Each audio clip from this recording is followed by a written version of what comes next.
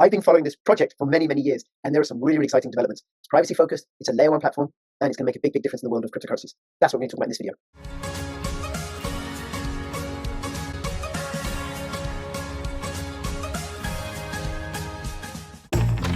Using Wi-Fi without NordVPN could mean sharing your private stuff with more people than you think. NordVPN. Online security starts with a click. Is the wallet that you want to be using to keep your crypto safe. Whether you are a Bitcoin maxi or an altcoin lover, it is perfect for you. Easy to use, 3 secure elements, and integrates easily with MetaMask, Kepler, and dozens of other extension wallets. Get one now to keep your crypto safe and secure. Go to bit.ly/CryptoRichKeystone. Hi, this is Crypto Rich, with you to get rich with crypto, filling our pockets with crypto profits. That was my guest, Lisa. She is the CEO of Secret. Now, before I introduce her, please subscribe, follow me on Twitter, CryptoRichYT, join my official Telegram announcements channel, and come over to 3Speak or ODYSEE or Rumble or Podbean. Leave YouTube behind because they keep shadow banning me and censoring me and deleting my videos. That's because they're too spicy. That's right, my videos are far too spicy and YouTube is far too sensitive and censorious. Lisa, thank you so much for making yourself available. You are the CEO of the Secret Network Foundation. Yes, Executive Director of the Secret Network Foundation, which is essentially a CEO. CEO is faster to say, but yes. ED, essentially. Yes. And I've been at Secret Network for a year and a half now. And we've made a lot of changes over that year and a half. It's been an exciting time. But I'm super excited right now because we're about to unveil some very, very cool new stuff. Oh, okay. Well, before we get to the cool new stuff, do you want to say a little bit about what Secret Network is and what it does and what makes it so great? Yeah, so Secret Network, I actually joined Secret Network because of the technology and what it can do for blockchain. Excuse me. So Secret is a proponent of decentralized confidential computing. What does that mean? It means that in the real world, our privacy is somewhat compromised at times. We entrust our privacy to large tech companies or large institutions, and they safeguard it to the best of their ability, which is sometimes not that good. And so you've seen data leaks. All of us have had the offer of credit monitoring as an apology for having leaked our data. It happens over and over again. So now you take that flawed system and you put it on chain, and you really have an even worse problem because blockchain is inherently transparent. It's decentralized, it's accessible from everywhere, and nothing is normally encrypted on chain. And so now all of your data not only can be leaked by these third parties, now it can be leaked by any person on the street who cares to check what your wallet is and what you're doing. So it's not the greatest situation, but Secret provides confidential computing on chain, which means we encrypt data and protect it on chain. So we keep it encrypted, we keep the computations encrypted, and thus you can achieve a level of privacy that is unachievable in the Web 2 world and certainly unachievable in the Web 3 world. Yes, and it's optional. Like whoever needs access to that information can have access to that information, which is really important for auditing purposes. And it's open source. Yeah, you can have access to it if you need it, but it's not automatically accessible unless you share it, unless you share a view and key. So that's the magic of Secret Network. Now, Secret Network has been doing TEE security on chain, which stands for Trusted Execution Environment. It's one of the technologies that is used for confidential computing, and it's the most accessible one in today's world. It uses the Intel chip as a hardware shortcut to achieve encryption on chain, and it's very fast, very inexpensive to use computationally, and so it's really the best solution out there for confidential computing today. There are other solutions in the future, but for today, it's really the top of the line and the industry standard. Yep. So, but before we get on to anything else, I just want to say that the token is SRT, yes, and it's stakeable, so you get rewards for staking it in your wallet, in your Kepler wallet or your Leap wallet, and you can use it on the It has several decentralized exchanges if people want to purchase it. It's also on centralized exchanges. And just by staking in your wallet, you get passive rewards. And it's part of the fabulous Cosmos IBC interconnected ecosystem. Yes, it is. And even better, you can turn it into, by default, it's open, so your transactions can be tracked, but you can turn it into secret, which is SRT, and then it can't be tracked. Nothing you do, no transactions you make with that token will be visible on chain. Yep. So highly useful and also pretty exciting opportunity, because with the market it's at a low, and we haven't really been able to release much news about what we're doing so far. Okay. So then what have you got coming up? What's happening? Yeah, well, okay, I'm going to tell you a story. I'm going to explain the problem with a story. So we talk about confidential computing on chain, but what happens if, actually, I'm going to use a Web 2 example. We think we have fairly good security. Like if we, inside a company, for example, everything is private, everything is protected by a VPN. Well, what happens if a network administrator, for example, decides, okay, network administrators have somewhat of a god level of access to data, right, inside a company. So he or she, but let's say in our story, this is a he. Let's say he decides he doesn't like the way a website is looking, and he wants to put up a different photo on the landing page. And he's like, I want something that's exciting, that shows the leadership team. And so since he has access to everything on the internet, or on the intranet inside the company, he decides, okay, I'm just going to search through some photos from the last company retreat. And he pulls up a photo and he's like, oh yeah, this has the CEO there. It looks like they're really working hard. I'm just going to plop that on the public landing page. And so since he has access to do that, he just, takes it out of the drive that he sees it in and puts it on the site. Now, what happens is this picture, while it looks great and looks really exciting from the outside, it actually shows in the background a slide that is revealing the company's very top secret product plans for the next product that they're about to release. This is a highly sought after product. The competitors have been trying to find out what it is, trying to match them, and it just happens to be showing on the screen. Well, he's not a marketing person, he's not a legal person, so he doesn't check those little details. But since he has access to everything, he just says, I'm just going to put it on there. It'll be much better. Everyone will love me. And what happens in our little story is the competitors see it, and they quickly take notes, and they decide we're gonna beat them to the punch. The CEO, who happens to be on a vacation in Maui, pulls up the site on his phone and notices that this secret has been leaked. And he hits the roof and he's like, you got to take it down. How did this happen? So all of this happened because our network administrator has access to what is happening. Now you take that on Web3 and sure, you've got confidential computing end to end, right? Mm-hmm. If you have AI, you've got confidential AI once the data is in there. But while the data is in transit, while it's getting to the server or getting into the AI model, it is exposed to anybody who can read the logs, which is the network administrator. You no longer have a really secure situation because it's not end-to-end confidentiality. Now, it's very difficult to make end-to-end confidentiality in the Web 2 world and in the Web 3 world. But what Secret Network is doing is we're expanding what we do with TEEs. So, dog sitting a dog. I hope you can edit this part out. I might keep it in. I can't hear the dog. I'm going to let him out. Hold on. All right. Yeah, so what we're doing at Secret Network is we're taking the expertise we have in trusted execution environments, on-chain confidential computing, and we're expanding that to be end-to-end.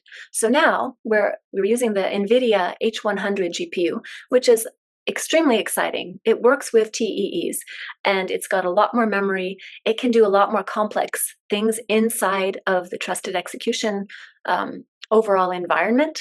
And so now we've got a system where not only can you keep data and computation secret once they're on chain, you can protect them from the moment that they're entered to the moment that they reach their destination and every time they move. And that network administrator, as creative as he is, he doesn't have access to everything anymore because we've got end-to-end computation, confidential computation and encryption. And the logs are encrypted, everything's encrypted. There's no leak point where someone can access that information. Why this is so exciting is that no one realizes that every server has logs and all these logs are unencrypted. So we have all these security protections. And why do we have so many leaks? Because logs are not encrypted and any person can listen and get them. Wow. Okay. So what is it? So I get that's a big deal. But what's the implications? What does it allow? Can you give me a story or how it might affect who you'd be working with? The easy stories are things like, well, I guess you could use things like online and decentralized chats, like a Telegram that was decentralized. Right now, sure, they have encryption, WhatsApp has encryption, but again, if there are weak points along the journey, if you send a text to someone, it's exposed at certain points. If we had an end-to-end confidentiality or encryption, that chat app would now be completely secure. There wouldn't be anybody in a centralized entity who could decrypt it because it's decentralized, it's out there. The only person who could decrypt it is someone who was present at the manufacture of the GPU or the TEE and knows the secret number that's printed on the inside of that processor, and then is able to get physically close enough to that specific processor that they can unlock it and get that. And so there is a slight attack vector, but you're talking pretty slim chance, and it has to be that specific person who was there at the inception of the processor because it's printed on the inside, and then no one ever sees it after that. And then if you send your server off into space, now you have absolute security because nobody can get in unless they have the actual viewing key. Right. Okay. So would this prevent spying, commercial spying by governments? Commercial spying. Spying by governments is a whole other topic because now you have to be compliant, and there's ways that there's nuances. So let's not get into that topic yet. But by a hostile government, for example. Yes, the hostile government would not be able to get into that information. Wow. Okay.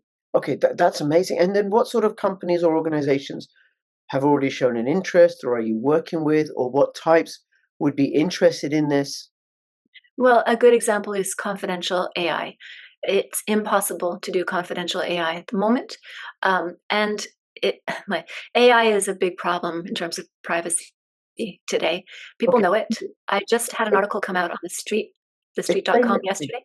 Explain that to me. How does AI work? Like, something like Grok or ChatGPT or something. And then what's the issues in terms of it being confidential? And then how does Secret Network resolve that? Yeah, so the issues are, there's several things that happen when you interact with an AI, like a ChatGPT. The data that goes, assuming that it's already trained, okay, just to make it simple, for the example, when you ask it a question, a prompt, that prompt that you ask it could be IP, right? It could be protected intelligence and intellectual property. And so when you're entering that prompt, it's now no longer protected because it's sent into an open AI. That open AI ingests that information. And if you read those license agreements, you'll find out that everything you tell the AI is now the property of whoever is running the AI. I would say Google is a little better on their license agreement. Gemini is better than ChatGPT. But most of them, you are giving away your right to protect your data. For example, if you have a patent, I had this situation recently. We own a patent, and I wanted to use that patent to generate a project, the language of the patent to generate a project. I couldn't use it because if I enter that language into the AI, I no longer have the ability to protect my patent. I've given that right away because I've signed away public access to my intellectual property. So that's one example where your prompt can be sensitive information that now you're giving away. Another example is going back in time. When you're training the model, you have to give it a lot of data. Now, that data could have attached private information or sensitive information. It's impossible to protect that information unless you sanitize it first. So all of the training data is now at risk as well. That means it could pop up. Someone asked the AI a question and it was trained on some sensitive data at some point in its past. It could use that data to answer that question, and that could reveal information that shouldn't be revealed. So Wow. AI is a big problem right now, and that's why no one has made many practical applications using these ChatGPTs. It's very much in its infancy. The reason is that there's not any protection. So now if you have the means to do confidential AI, you can protect all the data that's used to train the model. You can protect all the prompts that go in to ask questions of it. You can protect the answers that come out. Maybe that, maybe you're using your LLM to generate intellectual property. It's very possible to do that. But if you use an open source AI and you generate intellectual property from it, now that the answer, that brilliance that you created with your brilliant prompts and the data that you used to train it, that is now public domain, and someone can easily steal that or use that or copy that. Again, corporate secrets, intellectual property becomes very difficult to protect in that situation. Wow. Okay, that's amazing. Thank you so much. And I imagine there's all sorts of other commercial applications. So companies, for example, want to keep their stuff secret and they don't want to be spied upon by their competitors or don't want to leak it out accidentally, like in the example you gave. Okay. And are there any companies that you can say that have expressed an interest or are using it, or other types of companies, if you can't mention the companies, perhaps the sectors like you did with AI? Well, gaming is certainly a big sector that has an interest in this kind of technology. I can tell you that there are several competitors that I know already plunging into this because everyone's interested in this. So, government, corporate secrets is a big area. Gaming, anything that has a lot of computing. I like to use the example of quantum resistant technology because if we want to make anything quantum resistant, quantum has the ability to crunch a lot of numbers much faster than classical computers. And if you want to make something quantum resistant, you're going to have to make it extremely difficult to crunch, which takes a lot of computational power. So if you have this ability to do confidential on-chain computation, and now you have much more power, you can develop these applications using blockchain. So it not only does it make the computation more attractive, it makes decentralized computation more attractive, decentralized AI more attractive. It makes it possible for all of these industries to now use the technology that we've been talking about for years now in a way that's practically applicable. And I would use the example of I guess, I mean, I'm sure many people have used this example, but before we had the internet, brick and mortar stores would say, why do I need a website? Like, I've got customers coming by on the sidewalk, what's the point? I'm not going to ship my product. It's right here. The concept of a digital product did not exist, right? An ebook, Amazon, I guess. Amazon shipped physical books. Now I'm sure most of their content business has to do with digital content rather than physical content. It just opens up whole new worlds and whole new industries, whole new possibilities that we hadn't thought of before. So it's one of those things that's very basic need, but we don't know that we need it until we realize what it does. I mean, wouldn't you like to have your privacy and your data secure and not have to open your inbox and wonder if someone has stolen it today? Yes, absolutely, I would. Absolutely. And then I think greater privacy and greater decentralization makes the whole thing more robust. Yes, exactly. And gives us greater protections as well for our own sovereignty and our own freedom. Okay. And less corruptible. Yes. And then what's the impact of this for token holders and on the token? Yeah, I can't say very much about that yet, but we have not changed our tokenomics yet. And we did a lot of research on tokenomics. We talked to our community about what the new tokenomics were going to be. And we decided to put a hold on that because this new technology creates some really interesting opportunities to do even better things with the tokenomics. So I can't say what it is, but I can say that it's going to be good for token holders.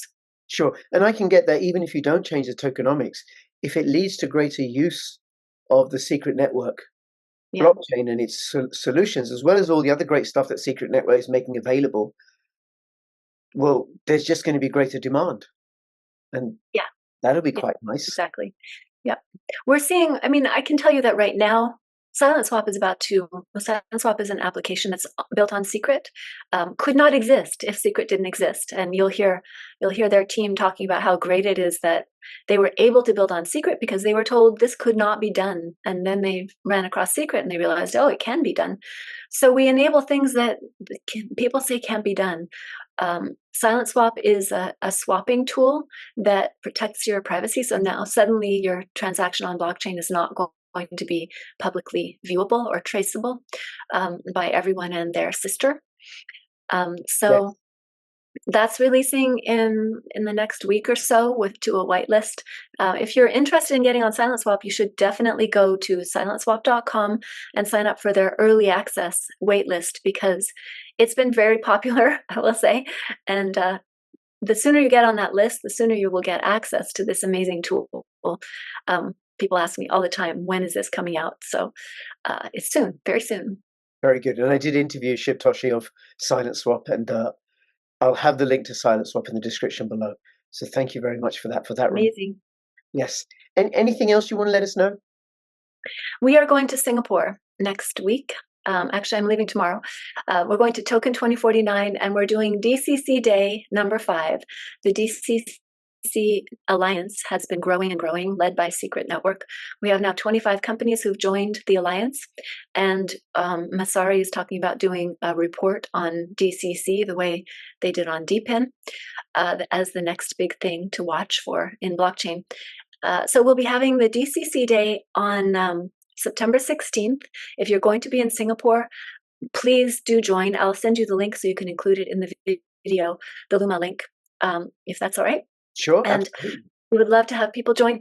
We already have over 500 signups, and the venues can only support about 250. So sign up soon. Sign up soon and come see us. Lisa, thank you. And I know this is a open source project, in as much as people can get involved themselves and start participating and supporting this. And I'll have all the links in the description below if people want to find out more about it and look into it. I have been holding Secret tokens since 2018. Still holding them. That's right. Still holding them, still staking. So that's my vested interest in this project succeeding. Lisa, is there anything else you want to let us know? Yeah, I'm sorry I have so much news, but we have launched our builders program 2 weeks ago. So if anybody listening is a builder and is interested in learning more quickly how to build on blockchain, we do have a builders program. You can apply to join our builders program. The link is on our site, secret.network. And we offer support, we offer training, it's all free, training in Cosmos development, training in blockchain development, smart contract development.